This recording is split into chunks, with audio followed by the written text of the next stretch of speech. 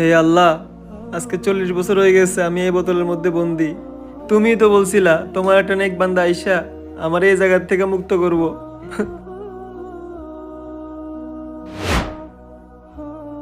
আরে কে ভাই তুমি?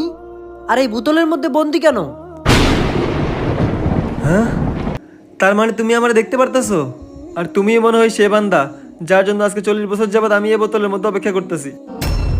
তুমি যদি আমার 3টা প্রশ্নের সঠিক উত্তর দিতে পারো তাহলে আমি এই বোতল থেকে মুক্তি পাবো।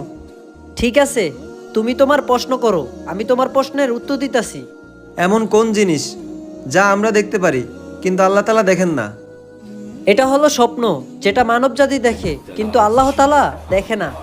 2, এমন কোন জিনিস আছে যা থাকলে জানাজা হয় না আর না থাকলে বিয়ে হয় না? এটা হলো মানুষের রূহ, যদি থাকে জানাজা হবে না, আর যদি না থাকে তাহলে বিয়ে হবে না। 3 নাম্বার এবং শেষ প্রশ্ন, এমন কোন জিনিস যা আমাদের ইসলামে জায়েজ কিন্তু আল্লাহ তাআলা পছন্দ করেন না? ওইটা হচ্ছে তালাক, যেটা আমাদের ইসলামে তো জায়েজ কিন্তু আল্লাহ তাআলার একদমই পছন্দ না।